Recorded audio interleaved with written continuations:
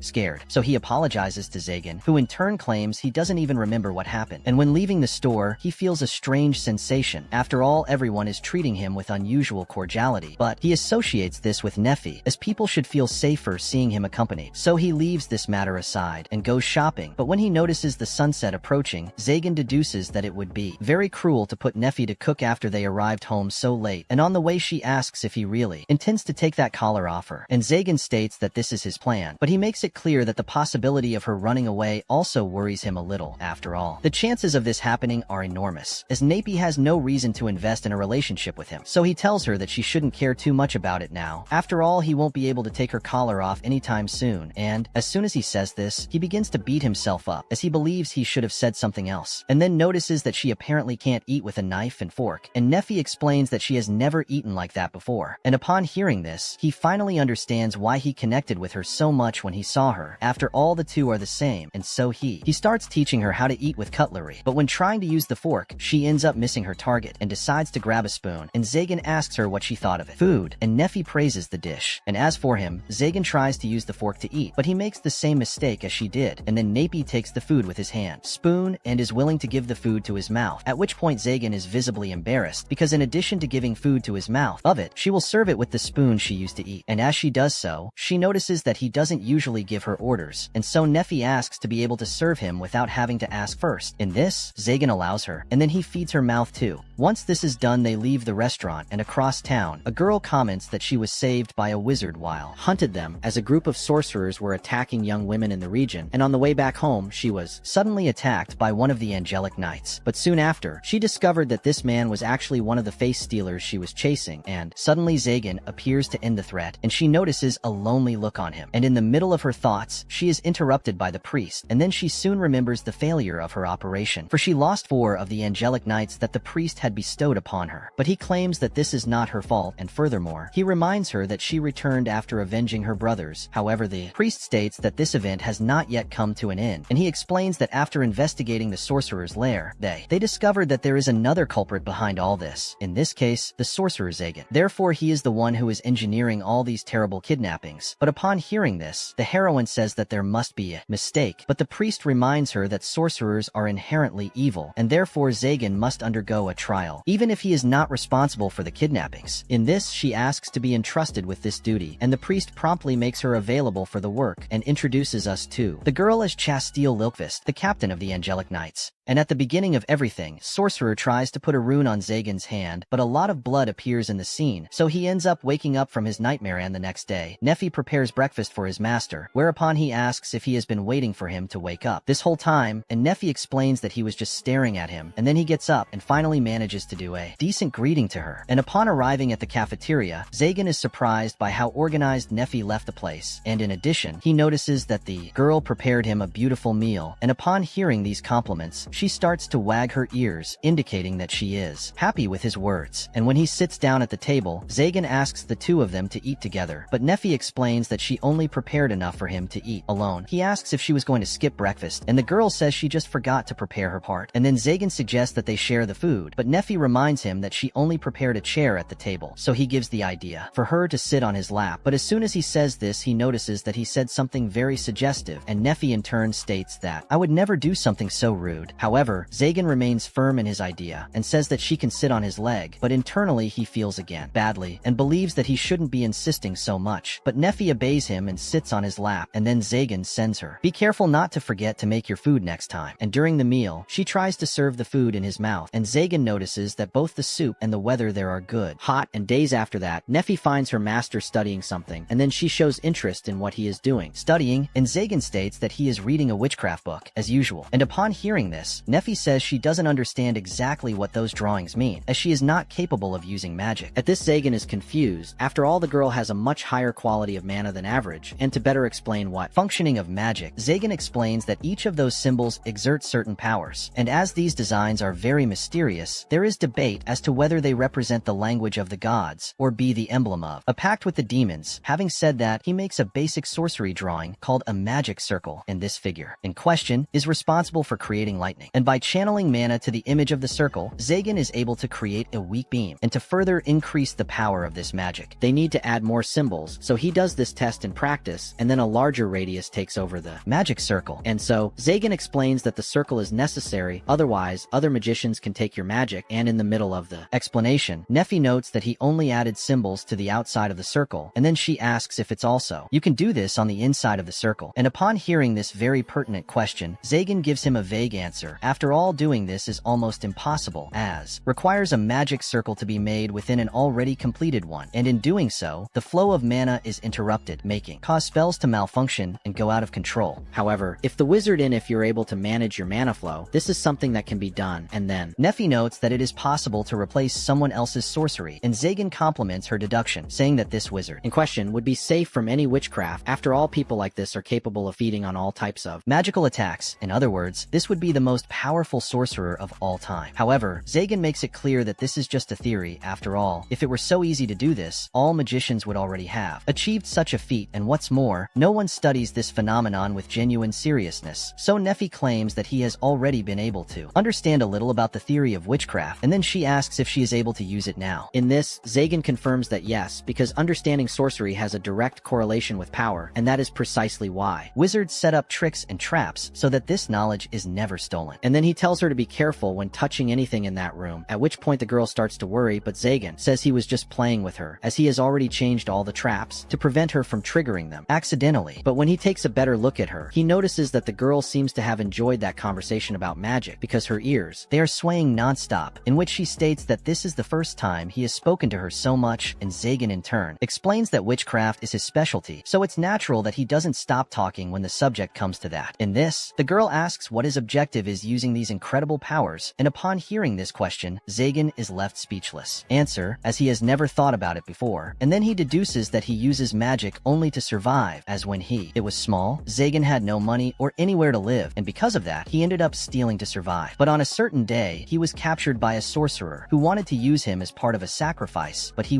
managed to turn the tide in his favor before being killed. But still, it served to show him that he must get stronger, otherwise he might end up dead in the process. Next, and although he finds this objective somewhat banal, Zagan states that this is his real motivation for studying magic, and your ultimate goal is to achieve immortality. And in the middle of the conversation, Zagan feels the presence of certain people in his castle, and then he asks Nephi to prepare dinner. While he receives them, she asks how many people there will be, and Zagan tells her to prepare food just for the two of them. After all, these travelers will be leaving soon. And meanwhile, the guards outside report that the person responsible for the recent kidnappings is hiding near the place they are, but as they walk, the more before they feel lost, and so the girl deduces that there is a barrier, protective witchcraft in place, which prevents them from advancing. Then she draws her sword and cuts the barrier, and then Zagan goes to the front of the castle to welcome them. And when analyzing how that sword broke his barrier, Zagan deduces that this is one of the 12 sacred blades, which say, having killed the Lord of Demons. Therefore this object symbolizes the strength of the church, and seeing a young woman wielding this sword,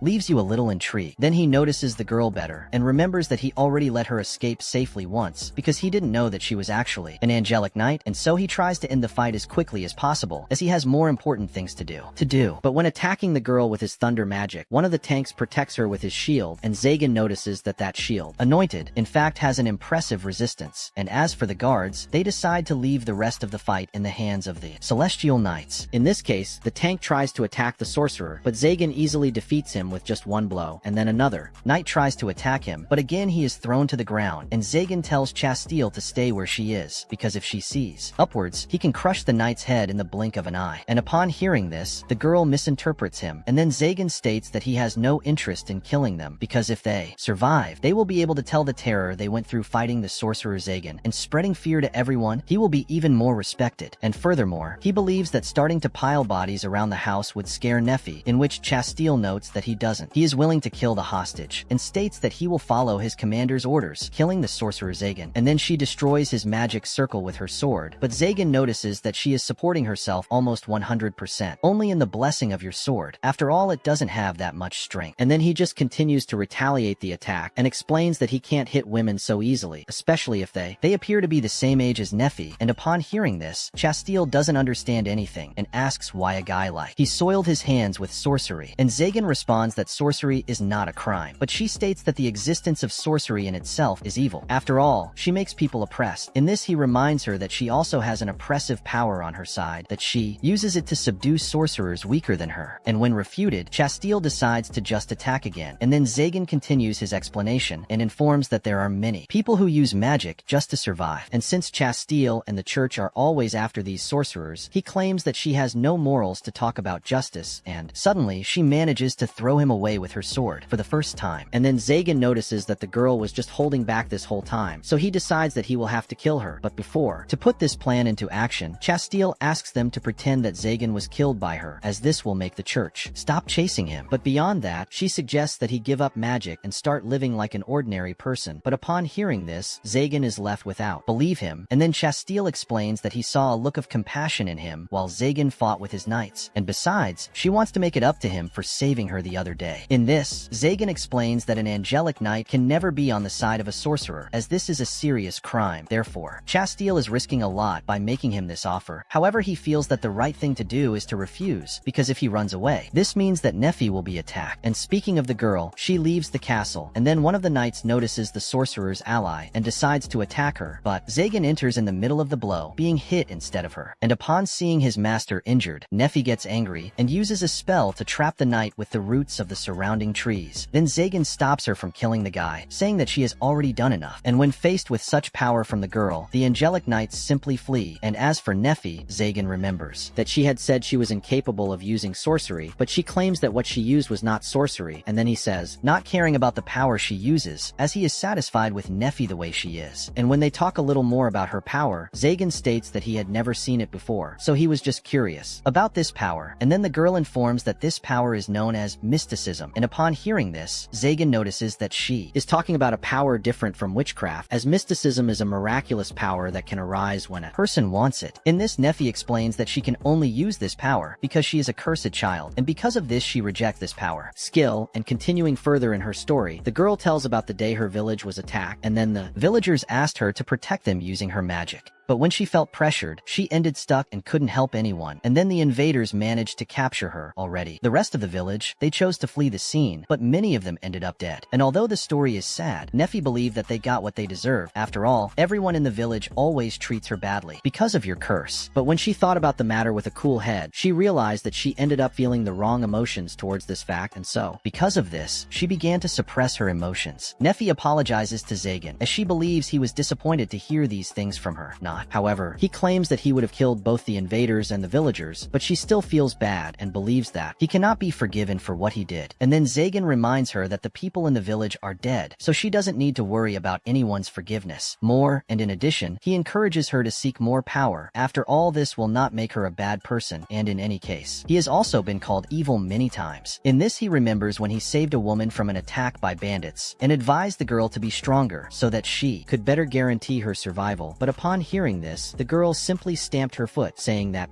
weak people also have the right to live. And then Zagan notices that this girl possibly grew up very spoiled and had access to everything, and because of that, she ended up becoming weak, as she didn't need to use strength for anything. And unlike her, Zagan decided to seek strength at all costs. But just like the girl said, he really didn't achieve anything with strength alone. Having said all that, he goes to Nefi and says he needs her, and then the girl starts crying with emotion. And after calming down, Nefi apologizes for having cried, and as for Zagan, he notes that this is the first time she has spoken. So much so, she changes the subject and asks if his hands still hurt, and Zagan says yes, and then he associates it with, "Quickly heal your wounds with Nefi's touch." In this, Zagan confirms that the power of mysticism is in fact much more potent than the power of healing, and so he thanks him for her help, which leaves her completely unresponsive. After all, this is the first time that Zagan has thanked her, and noticing that he had never shown gratitude to her before, Zagan apologizes for that, but Nefi says there is nothing wrong in this, for he is your master. And when night falls, she goes to him again and asks them to sleep together, and upon hearing this suggestive question,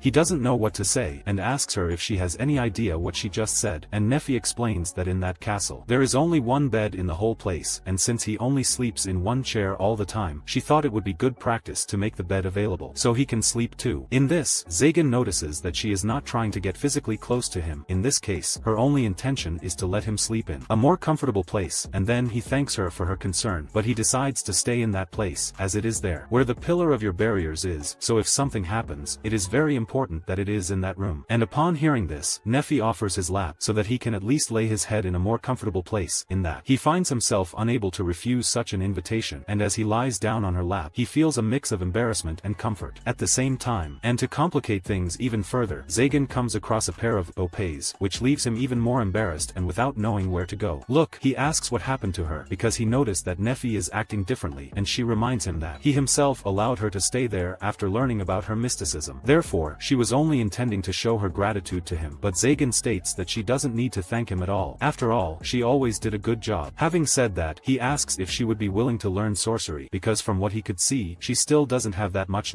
mastery over mysticism. However, he makes it clear that learning sorcery is very unlikely to make you better understand the mysticism, but he guarantees that she will acquire basic skills to defend herself. As a result, she doubts whether she will really do well, and Zagan, in turn, believes that she can do even better than she did him with sorcery, but her only concern is whether this will help her to be useful to him, and Zagan says again that she is already of great help to him. And then she asks if she will be able to protect him, and Zagan reminds her that Nefi already protected him in that incident with the angelic knights. In this, she is willing to learn magic, with the sole intention of being even more useful to him, and upon hearing this makes Zagan a little upset, as he wanted her to do this for herself and not for him. However, he decides to take her on as his apprentice, but Zagan soon feels something strange about it all, as he never imagined that he would trust all his knowledge to someone else. And then, Nefi explains that in the story he mentioned before, Zagan implied that his power consists in not understanding how the weak feel. And upon hearing this, he remembers from the girl in the carriage, who asked him about whether he thought weak people he is not allowed to live, and with that he understands that he actually said something similar to what Nefi understood. And although he appeared to be very strict saying this, Nefi says that he appeared to be sad when saying these words. Therefore, she hugs him and tells him that he is not a bad person as he seems. And the next day, he goes to Barbados, who doesn't understand anything when he sees Zagan in one piece, even after having faced the angelic knights. After all, he also learned that this group had a sacred sword with them, in that Zagan confirms these rumors about the sword. And upon hearing this, Barbados asks if the maiden of the sacred sword would also have been an easy target, and Zagan says no, because the girl was indeed very powerful, to the point of even being able to destroy some barriers around the castle. And speaking of his barriers, Zagan asks him to stop breaking them all the time. And suddenly, Nefi goes to them to serve them some tea, and upon seeing her, Barbados is amazed to see her again, and she asks if Zagan won't use her in his sacrifice. And before Zagan answers him, he deduces that the sorcerer is planning to keep Nefi alive as long as she serves him, but Zagan soon corrects him and says that the girl is actually his apprentice. From this, Barbados deduces that he is using an elf because they are capable of performing any spell, and upon hearing him treating Nephi as a simple object, he feels slightly irritated, but he confesses that sometimes he talks about that same thing.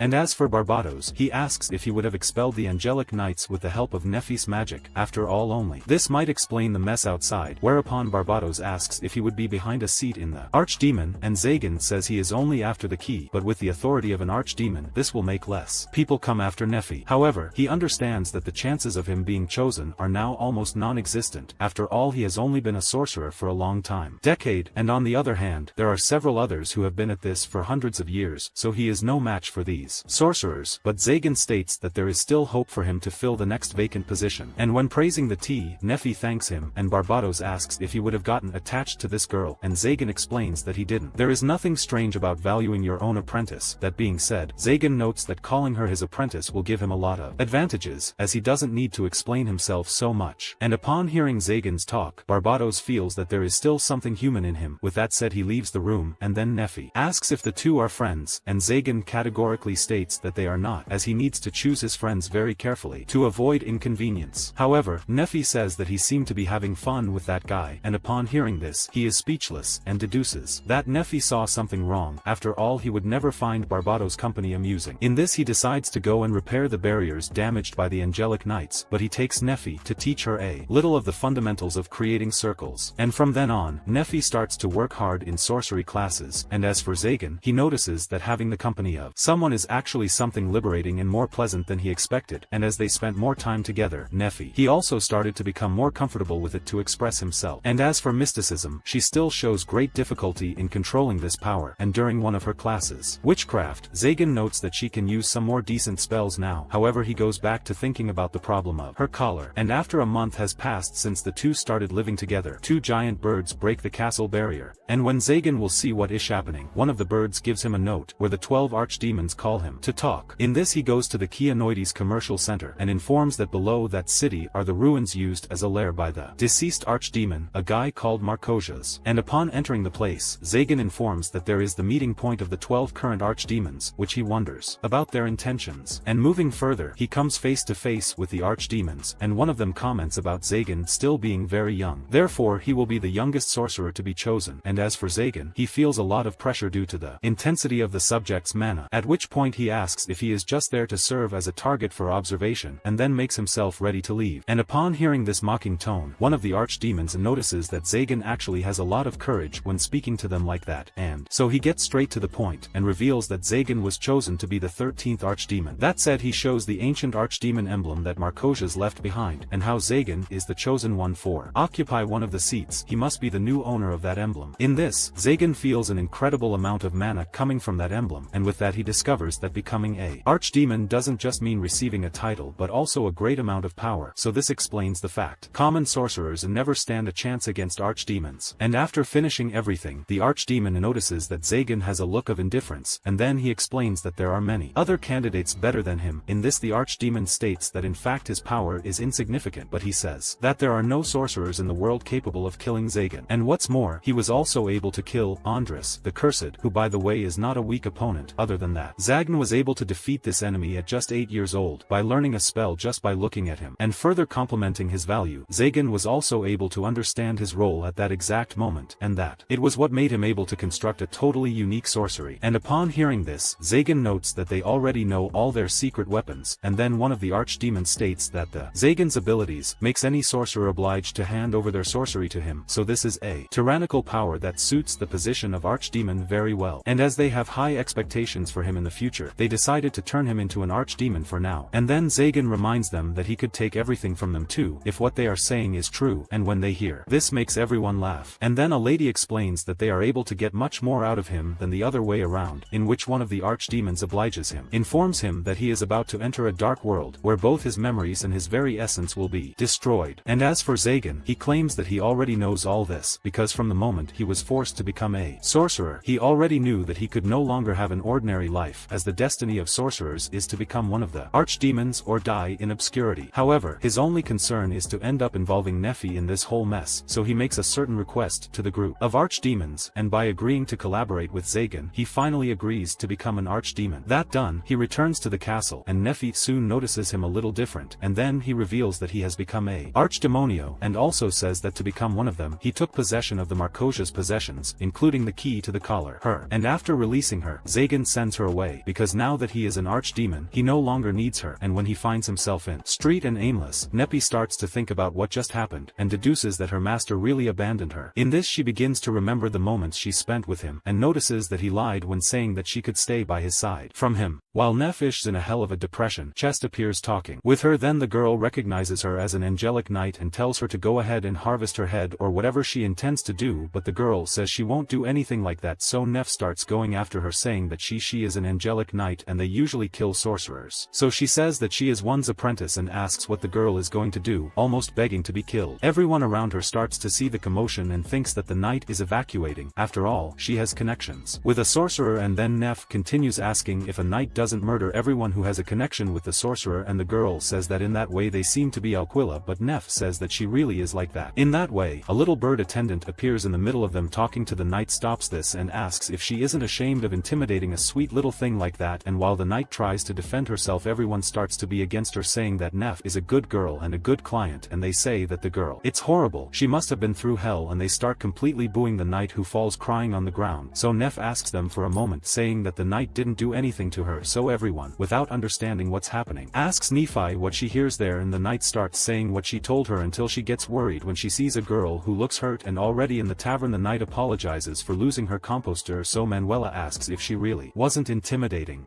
she says yes, but Manila says that the knight seems to know her, and the knight says that she knows her from a previous mission, so Manuela asks if she would hurt the girl if she went on a mission, making the knight cry again, but Nef says that in reality Chest ended up not doing anything to her the other time too, and she says that it was someone else who hurt her master, but he already got what he deserved. And Chessel remembers her subordinate shaking in fear when he saw a plant because of the power of Nef, and then the food. Hers arrives, but Nef says she can't accept that. After all, she doesn't have any money, and Manuela leaves it on the house, but she makes the knight have to pay her. So when Nef takes a spoonful of the stew, she remembers what she was doing, and remembers what she was doing this same stew for her master, and remembers the moment he abandoned her, and starts crying, asking why her master did that. So Manila welcomes them both, letting her cry on her shoulder, and when Nef recovers, she tells him that her master kicked Chesley out of the house. She says she thought he was a little decent, but it seems like he was just using the girl, but Nef defends him, saying that his master is not that kind of person. Manila asks if anything happened before he kicked her out, and she remembers the moment in which he said that he became an archdemon, and asks the girls what would be an archdemon, and they say that they are the most important sorcerers, who also says that this city used to be ruled by the archdemon called Markosias, so when he died, unpleasant things started happening there. And then the knight asks if it would be the kidnapping of boys, and Manuela says that's what it is, and Ygritte apparently caught the guy behind it all, and she says his name was Faceletter or something like that. So the knight remembers from the bishop saying that the sorcerer Zagan is the one behind all these kidnappings. However, Nef says that the people of the city didn't like the knights that much, and Manuela says that it's because they paid to be saved, but she says that this makes it almost mandatory when they no longer have any choice. But Nef says that it wasn't Chesley who was charging, so it's not right to blame her for that, and when being defended by Nef, the knight feels flattered and doesn't understand the reason that made Zagan want to have with her nearby. Having said that, she returns to the main subject, explaining that the archdemons are symbols of the evil that the angelic knights swore to end, and among them there are 12 sacred swords and 13 archdemons, in which Chessel deduces that if a new archdemon is chosen, the church will certainly try to kill them before they can gather forces. But besides the church itself, many other sorcerers also tried to attack them to increase their position, and hearing this in FD2 with their master told her to leave to take her out of the middle of this conflict. The knight asks if Zagan would be able to organize several sorcerers to kidnap people and sacrifice her in the ritual, so Nef explains that this would be unlikely to happen, which is why his master is extremely disinterested in people he considers weaker. Then Chessel notes that Nef is right, because in the fight she had against Zagan she noticed that he was going easier on her just because she is a woman. As she speaks, she interrupts and says that she noticed a somewhat in love on her face, but Chessie denies this and says she was just thinking about Zagan. After all, he seemed to be in need of someone's company, but he still never admitted if he always pushes people away with his attitudes, therefore he is an indescribable person, and she ends up being embarrassed by what she said. But Nef says he can understand her, especially when he talks about his past. She remembers the day she met him where they both stopped to watch the moon together. I feel that he still asks for help. Nef says that he will return to his master. He explains that even though he is very strong and almost invincible, he can still suffer from heartache. After all, there is no person who can survive well being alone, therefore he does not state that wants to be at her master's side to support him in this. The knight says that she will also need to take care of her duty, which in this case would be going after the sorcerer who pretended to be Zagan to commit crimes, then discuss everything that was necessary. The attendant orders Chesley to pay the tell her what she owes even though she is completely Dora. I see the girl's despair. They send her to calm down and tell Neve that she can come and see her if she has any problems with this again. Neve asks her why she is being so nice and Manuela says that they are friends. Now I see them hugging each other. Chesley gets jealous and asks if she can also consider herself a friend of theirs. That's strange to Manuela. Chesley, after all, she's a knight, Angelica, and she couldn't be friends with a girl associated with a sorcerer. But soon then Manuela states that she was playing with her again and explains that I make these jokes and that already proves that they are friends, but in the middle of the conversation they are surprised by the Cerulean Knights, and with that a brief dialogue begins between them until finally,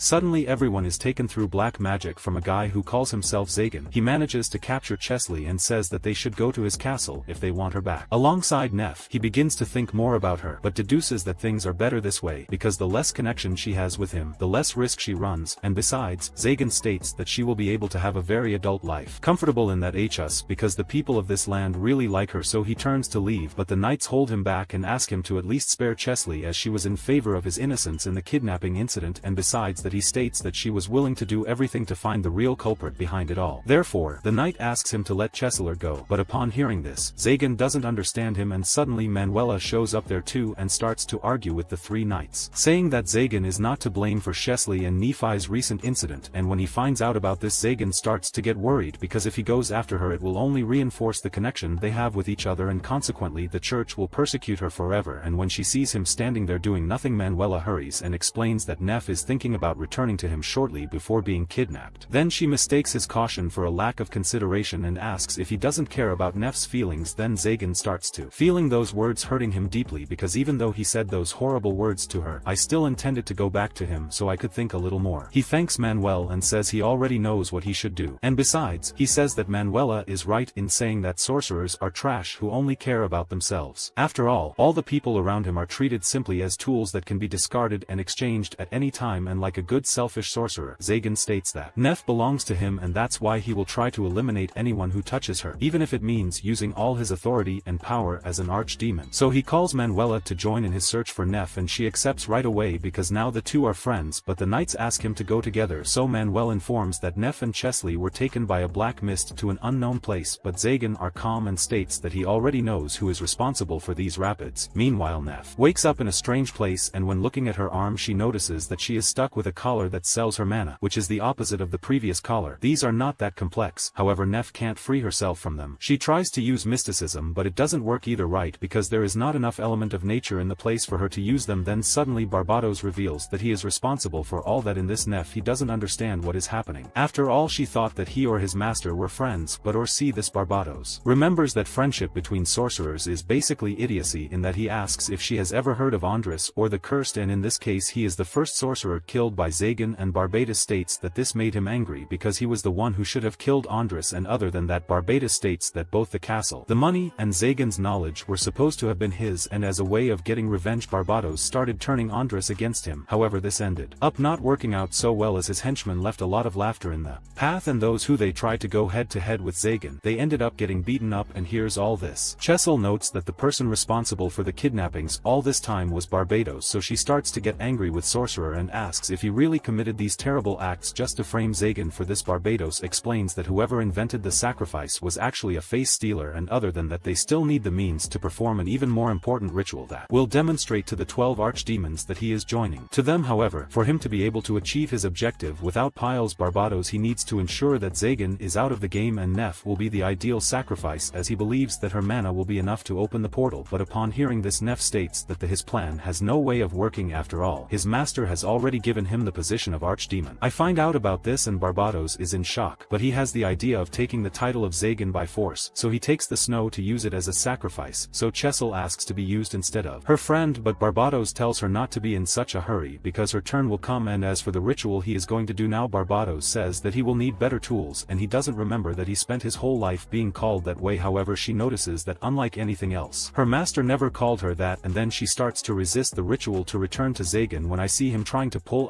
again Neff states that she belongs only to her master, and Zagan himself appears at the scene and says that "Are you right in your placement and did very well." And upon noticing that he was discovered, Barbados asks how long ago Zagan realized his intentions, and Zagan explains that I've been suspicious of him ever since the face stealer showed up. Having said that, he comments a little on the reputation that Barbados has for being a kind of purgatory, which in this case is a kingdom that it lies between heaven and the underworld, but Barbados uses this concept of purgatory in his sorcery by creating dimensional spaces, which allows him to specialize in transportation and invocation. In this, Zagan explains that after the face stealer and the angelic knights appeared, Barbados decided to go and do him a visit just to see how things were, so there was no way Zagan wouldn't suspect him. That said, he hits Barbados several times, as a form of punishment for hurting Neffy, and after taking care of his rival, Zagan removes her ties, and then Neffy starts crying in his arms, saying that Zagan is visibly hurt by something. In this she asks him not to want to be alone, and as for Barbados, he gets up and tries to attack again, claiming who hasn't lost that fight yet, but all his spells are automatically cancelled, and then Zagan comments with Neffy about the most powerful theoretical sorcery that would apparently be impossible to perform in practice. However, he states that it is possible to put this theory into practice, as the magician just needs to use the same circle as his enemy, and so he can be replaced from within, which will cause the circle to break when undergoing a cancel harmonic. In this, Barbados is impressed by his opponent's power, and associates this technique with the legacy he received from Andres. However, Zagan states that if Andres had known how to use this same technique, he would never have been killed. In this, Zagan informs him that he started using sorcery at the age of 8, and when Andres captured him, he used a circle magical, and then Zagan simply memorized the circle design and drew it on the palm of his hand without Andres seeing. And looking at this from his current point of view, Zagan notes that this was a very immature idea. After all, an amateur shouldn't be able to imitate sorcery just by copying its form, but when he tried to escape, Andres decided to punish him with his sorcery, but at that time Zagan managed to replicate the same magic circle as Andres, thus making his magic was blocked, and consequently attacking him back. However, Zagan believes this was just a lucky move, so Barbados tries to attack him with more magic circles, but Zagan manages to finish off everyone normally, and upon seeing this, Barbados explains that those circles were unprecedented, therefore, Zagan managed to overwrite them the first time in an instant. In this, Zagan states that Barbados needs to evolve more if he wants to give him real work, and then he explains about his training routine, which consisted of being alone in the castle just checking the powers he copied, with the intention of use stronger versions of these powers. And although his friends had disappeared, Barbados always went to the castle to see him, even though Zagan seemed to be uncomfortable with your presence. In this, Barbados states that he could have killed him at any time, but he didn't do it because he was curious to know what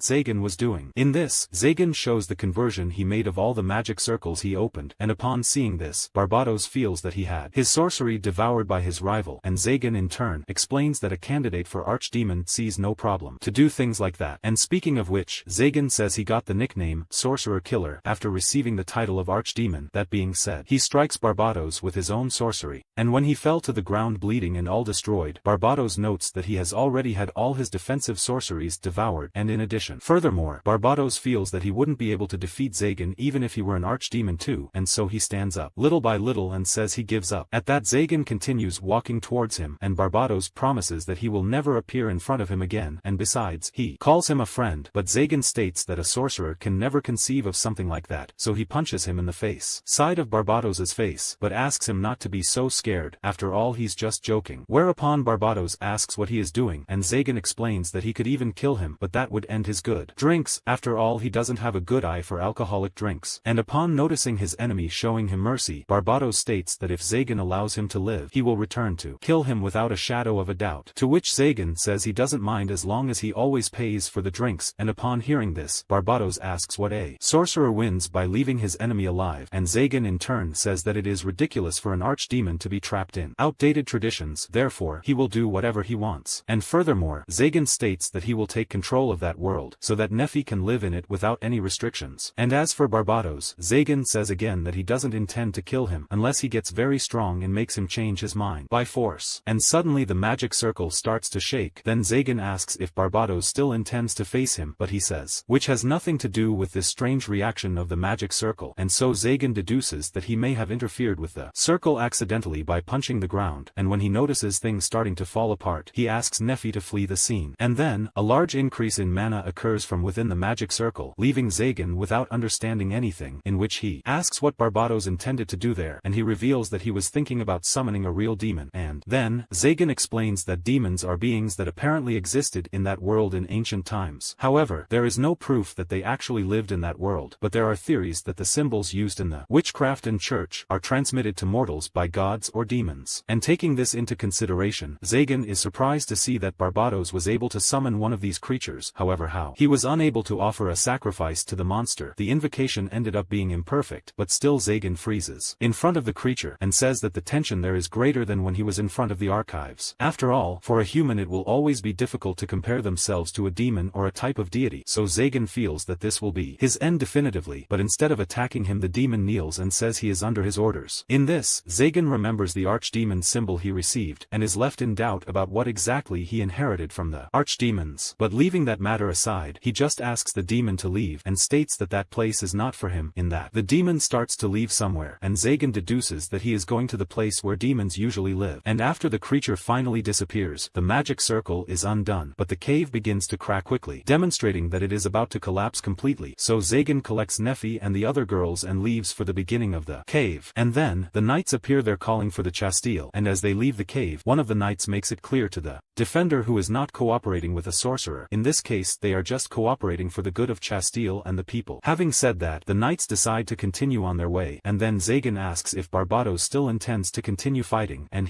in turn, he states that he has nothing else to do, especially after seeing that creature before his eyes. Whereupon Barbados asks if he can be forgiven if he brings them a good drink, and upon hearing this, Zagan says that he must bring something of quality. And after this brief dialogue, Barbados leaves the place, whereupon Zagan finds himself alone with Nephi and not knowing what to say, until that suddenly she breaks the silence, saying that she would like to remain by his side regardless of the adversities that this will imply. In this, Zagan notices that she has become much stronger since the last time they saw each other, and so he accepts having her by his side again, but makes it clear that there are some things that should be changed. In this case, he wants her to stop calling him master and call him only by his name. And furthermore, Zagan asks the two not to treat each other as master and slave, but rather as partners who will only be separated as soon as one of them dies. And when saying all this, he falls to the floor in frustration, because Zagan actually wanted to say that he loves her, but the phrase simply didn't work. It went out. Then Nephi takes his old collar and asks him to put it back on her, but Zagan says that would be a bad idea. After all, that is a slave collar, but Nephi explains that this is how they met and created their connections. Therefore, she wants to follow this tradition of wearing the collar while with him. And although that sounds unpleasant to him, Zagan decides to comply with her wishes, and puts the collar on Nephi once again. And when they sit down to talk, she asks what relationship they have now. After all, Nephi is no longer the slave or his apprentice. In this, Zagan is undecided on what to respond, and meanwhile, a group of people comment on the new archdemon that emerged, which in this case is the sorcerer who lives in the forest of perdition. In this, one of the men says he is afraid of the sorcerer's appearance, but another man at the table says that Zagan is not a bad person, because he himself has saved people from bandits. And meanwhile, at the next table, a monster asks his companion if she doesn't mind this rise of Zagan. After all, she was the one who would like to take the place as the next archdemon, so she just continues drinking, and claims that the things will still change there. And on the other side of the city, a group of friends deduce that Zagan will be the new Lord of Keanodes, as he is taking over the place of Lord Marcosia's. And in the middle of the conversation, the boys comment on the beautiful elf that Zagan always has by his side, and they deduce that the girl, either his girlfriend or his wife, and suddenly, a masked man bumps into them, sending the group running away. And meanwhile, Chastile and his group formally refuse to lead the hunt for the archdemon Zagan, and so Chastile, he explains to his leader that Zagan was not involved in the series of kidnappings he is being accused of. And upon seeing her defending a sorcerer, the leader reminds her that her words carry great weight, but Chastile claims to be sure of what she says, and then the leader decrees a suspension in Chastile of her position as angelic knight for a period of time undefined. And when she sees him being more concerned with censoring her than going after the archival ones, Chastile states that the church has already gone down her level, so the knights try to convince Cardinal to go back on this punishment, but she asks her colleagues stay quiet. After all, Chastile is willing to follow what she thinks from now on, just like Zagan himself. And upon returning his sacred sword, Chastile remembers very well the moment she received it, as she felt very proud to be able to use it to protect people, but at a certain point she began to feel like she was just receiving orders from the church, which prevented her from swinging the sword of her own free will. And taking all this into consideration, Chastile believes that it would be better to just return the sword, so the priest asks, so she doesn't make that helpless face. After all, he doesn't feel indifferent to that situation, and besides, he states that eventually her punishment will be rescinded. At which point she asks him to explain himself better, and the priest says that sacred swords choose their bearers, therefore, expelling a chosen one is normally out of the question, and that's why he asks her not to worry so much, because he will still try to do something to resolve that situation. However, he makes it clear that he will only be able to offer help of a political nature, in which he informs her that there is a man who, approaching the scene, in this case, the most terrible of the pawnbrokers of the sacred sword, a man called Raphael Hurandel. And upon hearing this, Chastille gets scared, and deduces that Raphael is going to meet her, to purify her as an apostate, and, meanwhile, Zagan observes his archdemon Mark, and explains that he has been studying the reason that made a demon bow in front of your Bran. However, he notices that there are no clues in the materials he found in Markosia's castle, and suddenly, he comes across Nephi on his back, trying to appear by surprise, but failing miserably. But Zagan decides to pretend who didn't see her, just to see what she intends to do. So she tries to cover his eyes and ask who is back there, but Nephi doesn't reach him, and explains that he was just trying to distract him a little, as she noticed that he is very exhausted recently due to the research they have been doing. And upon hearing this, he notices that she wants to talk to him, and then Nephi informs him that lunch is already ready and arriving. At the table, Zagan is surprised to see all those new recipes she prepared, and says he is curious to try them. The Caesar sauce she mentioned. In this, Nephi explains that this recipe was created by a sorcerer called Cesar Caldea, who in turn dedicated himself 100 dedicated to flavor studies, and as a result he was considered responsible for laying the foundations of modern cuisine. And then, Zagan decides to try the food, and is impressed with the flavor of each dish, and Nephi says that he prepared a pudding for the dessert of the day, which in this case is a recipe she learned from Manuela. In that, Zagan worries about Nephi, and asks if Manuela did something strange, and she explains that nothing much happened, because Manuela just made her wear some embarrassing clothes. And upon hearing this, Zagan states that this is already something to worry about, but Nephi states that she was the only one who saw her wearing these clothes, so he doesn't need to worry about anything. And after the meal, she serves the pudding, but Zagan wonders how he should eat this dessert, and so Nephi sends him use the spoon on the side. Then he takes the first spoonful of the candy, and is amazed by the flavor of the pudding, but his happiness doesn't last long time, as they hear a crash coming from outside the castle, and suddenly, a creature approaches and starts attacking the castle, and upon seeing that the person himself was able to dodge all his traps, Zagan notes that he is a very experienced person. And then they start to hear footsteps approaching the door, and then the wizard finally catches up with them, and says he's behind of the archdemon Zagan. In this, Zagan orders him to have good manners, and asks him to introduce himself before anything else, but at the same time, analyzing it further, he remembers that he saw it at the auction, and recognizes it as Valefor, one of the other candidates to become a archdemon. In this, Valefor gets straight to the point, and says he will kill Zagan to take his power, but Zagan tells him to wait. End of your meal. However, Valefor feels that Hayes mocking your face, and decides to go straight to the confrontation. Then Zagan gets angry and sends him away with a single blow, and after that, he decides to reinforce his barriers even further. After all, other visits like this will certainly appear, and, upon seeing the man lying on the ground, Nephi goes to him to help him, and Zagan explains that Valefor will still take some time to wake up. And as he gets closer to that guy, Nephi discovers that the person behind the armor is actually a child, and upon hearing this makes Zagan scared, as he had no intention of hitting a child and leaving him unconscious. And then he tells her to stay calm, and says that they can solve this situation with cold medicine, but Nephi says that this won't be effective. After all, the girl is just unconscious, and so they take her to the guest room, and given a time, the girl finally wakes up, and upon noticing Zagan's presence, she again tries to attack him, and he, in turn, tells her to pay her gratitude to Nephi. After all, if it weren't for her, he would have already ripped off Nephi's head. Valefor, the little girl, doesn't understand why they left her alive. After all, she went there precisely to kill him, and then, Zagan says again that she was saved by Nephi. That said, he asks her why she wanted to kill him, and the girl states that she was after power. After all, she is very weak. In this, he understands her, and explains that power is in fact very important for survival. And the girl, in turn, claims that she only went after him because Zagan is a new archdemon, and besides, she thought that because he has the title Sorcerer Slayer, he would be weak against attacks that don't use sorcery. And upon hearing this, Zagan confirms that he is not able to neutralize racial abilities, since they are not sorcery, and at the same time, analyzing the girl's powers, he deduces that she is a dragon. And besides, Zagan feels that this girl is similar to him when he stole food when he was a child. In this case, both. They always choose to attack easy targets. And taking into account that she is a child, he decides to treat her in a punitive way, saying that he will punish her for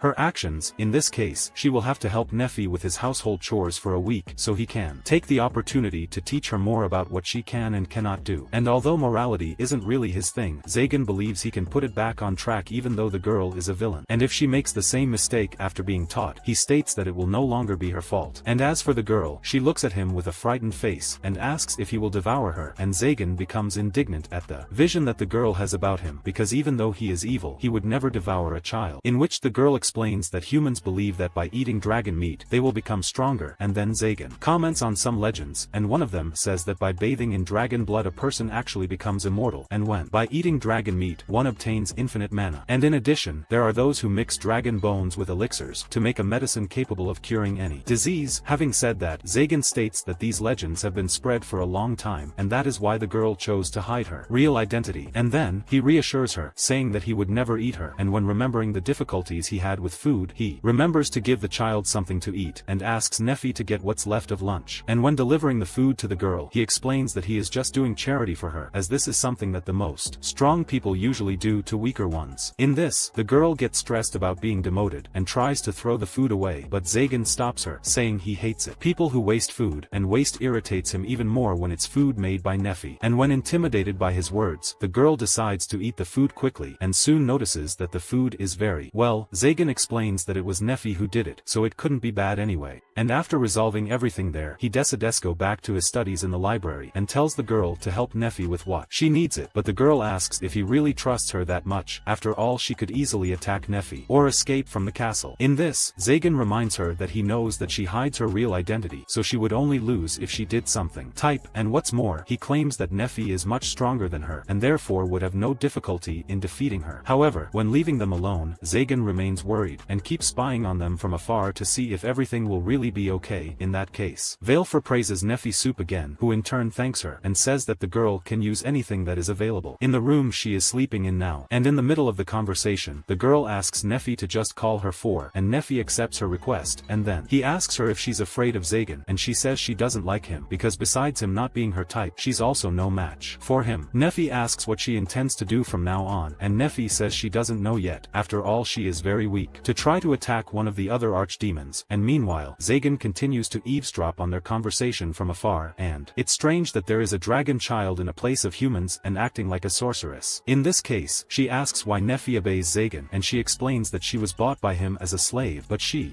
guarantees that he treats her like a normal person, and that's why Neffy is sure that that's her place, and as for it, she says she has no place to call her own. And as the days pass, Zagan notices that the dragon girl began to let her guard down and work without complaining, and as for her studies, he notes that he will need to return to Markosia's castle to look for more clues. And in the middle of his thoughts, For appears to interrupt him, and calls him to eat, whereupon the two stand with their backs to each other. And For asks if he's not afraid that she'll attack him from behind. Then Zagan remembers Barbatos, and tells her that someone I already said similar words to him a while ago, and his response to that was short and blunt, as Zagan just told him to act however you want it. And as for the girl, he states that with each defeat she has, she will have to work longer for him, and during the breakfast, he decides to apologize for having interrupted his meal the other day, and Zagan notices that the girl is finally changing, and decides to take her to investigate the archdemon's castle with him. However, For reminds him that doing so is the same as sharing the ancient archdemon's knowledge with her, and furthermore the girl claims he let her into his library quietly, which also leaves him vulnerable as she could steal his knowledge. In this, Zagan states that knowledge and techniques are things to be stolen. After all, he himself killed and stole the knowledge of the original owner of that castle. And furthermore, Zagan states that she is nothing more than a child, regardless of her strength, so she asks him to just call her for and not a child. And after the meal, the girl returns to her room to sleep, and Neffy notices that she started to feel calmer after discover that Zagan is not any kind of villain. And suddenly, she takes his hand and starts calling for her father, and when she sees this, Neffy feels like he has a daughter. After all, Zagan is showing a lot of concern for the girl, but he feels that because he is in the position of an archdemon, he cannot look forward to a normal idea of happiness, such as starting a family.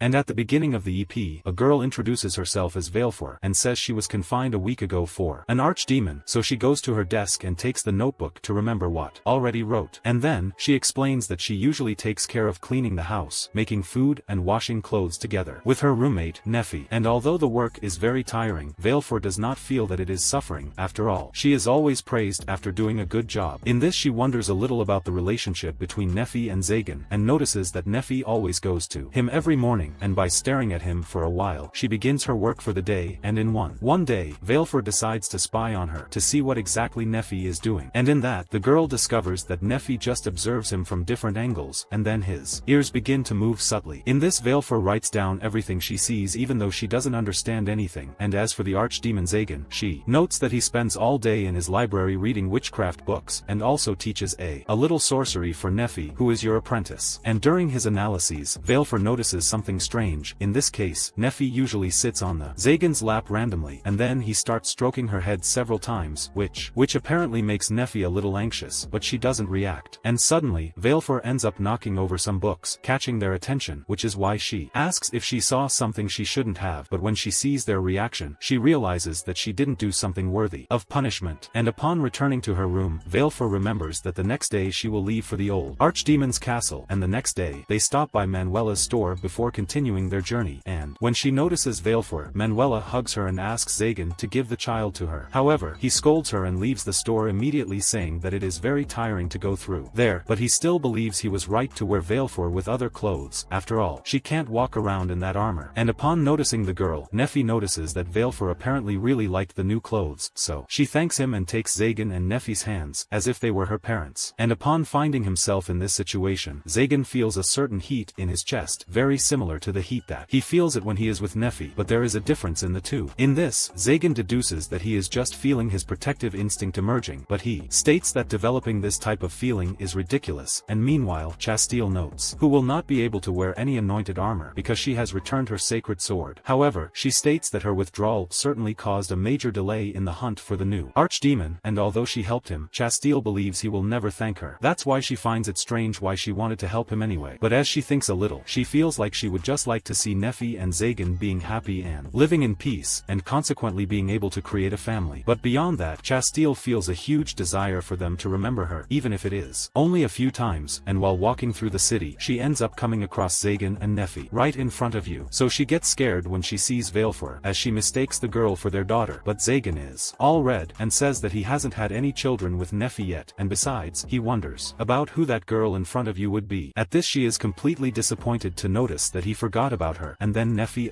remembers that that girl is Chastile, and Zagan in turn explains that he didn't recognize her because of the different clothes she is wearing. And in the middle of it all, the Ceruleans come to her to keep your guard. That's what Zagan remembers them immediately, and the three ask what he intended to do with Chastile, in which Zagan explains that he wasn't doing anything with her. And as for Valefor, she gets angry with the knights and decides that she will attack them, but first Zagan stops her and says that if they start a fight there, they will certainly kill a lot of people around. In this case, the knights take Chastile to speak with Cardinal Clavel, and upon seeing this situation, Nephi is worried about her friend, but Zagan reassures her and says that Chastile knows lots of people you can count on. Then he asks Valefor if she already had something against those guys, and she explains that she didn't. Needs no evident reason to hate the angelic knights, and upon hearing this, Zagan becomes worries and hopes that this situation doesn't cause any more problems for him. And after that, they finally arrive at the Archdemon's castle, and then Valefor feels that there is a familiar smell in the place, and deduces that that castle was the home of dragons in the past, because the shape of that cave is similar to the one she lived in, and in addition, the smell of mana is also similar. In this, Zagan asks her to let him know if she finds anything related to dragons in the castle said. So, they enter the place, and he soon notices the presence of a chimera on one of the pillars of the building castle, and explains that that being is a creature created through spells. From this, Nephi deduces that this chimera was created with the intention of protecting the castle, not. However, Zagan notes that the being stopped functioning after Markosia's death. And as they continue further, Valefor notices a magic circle with draconic patterns, in which Zagan congratulates him for helping him, and goes to the circle to analyze him. In this, he asks Valefor if she could tell what the function of that circle is, and she deduces that it is serving to hide some door. In this, she tries to activate the circle, and how much? To Nephi, her ears start to twitch, indicating that she wants something. And when analyzing the situation, Zagan deduces that she is in the mood for a pat on the head too, and then he caresses her because he believes that Nephi was jealous when she saw him caressing her. Valefor. And moving forward, they pass through a door that takes them to a huge library, in which Zagan says they must gather all books that contain accounts of demons or the coats of arms of the Archdemon. And while they are looking for the books, Valefor asks if he is able to read people's minds, and Zagan says he's not sure about that, and then the girl reminds him that he was able to know what Nephi wanted it without having to ask her. In this, Zagan explains that she always gives him clues about what she wants, so he just needs to pay attention to them, and Zagan states that she will be able to do this too one day. After all, dragons, they live a long time, and so they have more time to understand how people work. In which Valefor asks if he intends to be part of her life for so long, and Zagan just says he won't intervene if she wants to go somewhere else, and then she hugs him and says, "You don't intend to leave his side." Having said that, she goes back to looking at the books, and finds one called The 12 Sacred Swords. In that, Zagan takes the Elvira arrow from her hand immediately and explains that upon seeing the archdemon's coat of arms, he felt like he had seen this symbol somewhere. And then, he confirms that the writing that is engraved on the sacred swords are similar to the coats of arms of the archdemons. Therefore Zagan believes that if he studies the sacred swords, he will be able to discover more about the archdemon's coat of arms. And meanwhile, Chastille is presented to the Lord of the Angelic Knights, a man named Raphael Hurandel. In this he says that he found out about her being expelled for disobedience. However, Raphael affirms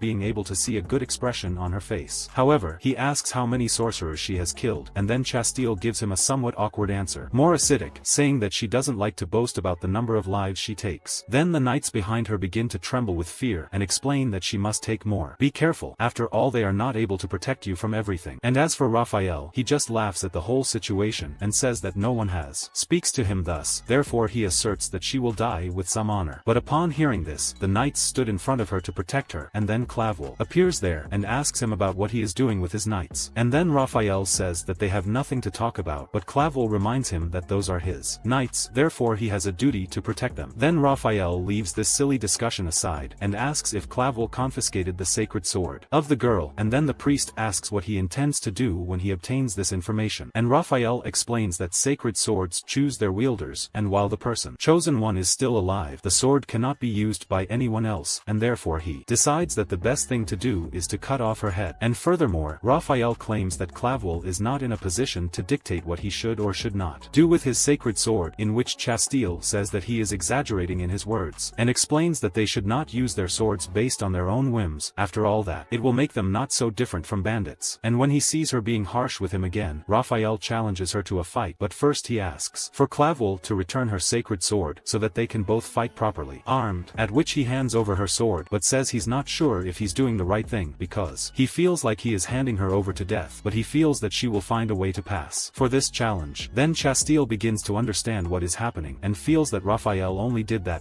that she could have her sword again. And in the meantime, Zagan finds himself with Barbatos, and he soon makes fun of him because Zagan practically adopted a child. Then Zagan gets angry and decides to leave, but Barbatos pulls him back to the table and asks more about this new girl, and Zagan just says he knows her. And then, Barbatos starts to think more about who the girl could be and deduces that it is Gremory, the sorceress, but soon he remembers that she hates men, so he changes his guess to Valefor. After all, he had invaded Zagan's house the other day, and Barbatos informs him that Valefor is a dragon, so Zagan can use his corpse to make good catalysts. And upon hearing this, Zagan notes that he is doing well to keep Valefor's identity a secret. Thereupon, Barbatos decides to leave the subject of the dragon aside and asks again about the girl who is with him. And then Zagan says that he basically adopted the kid, and Barbatos in turn starts to fall for it. Laugh when he hears this, but then he stops with the jokes and comments on a guy problem that arrived at the church, in this case, the sorcerer hunter, Raphael, who is the responsible for taking the lives of 499 sorcerers to date. And to make things even worse for Zagan's side, Barbatos informs him that he was the chosen one to be Raphael's 500th death. And upon hearing this, Zagan finds this story strange and wonders if it would really be possible for a person kills so many sorcerers even with a holy sword. And then Barbatos explains that there are rumors about Raphael having eaten the flesh of a dragon. However, the church forbids them from eating dragons, so this story is just a rumor, in which Zagan states that he is being very generous with the information. And then Barbatos says he wants to make it up to him for that other day, but with little time to talk, the truth comes out, and Barbatos says he wants to be able to manage the Marcosia's property, but Zagan refuses this request immediately and says he can stay with some witchcraft tomes. And during the conversation, Zagan asks him to describe more about this angelic knight who wants to kill him, and as he speaks, Raphael himself begins to approach them, and in the end, he stops behind the two and starts to look at them with an intimidating look.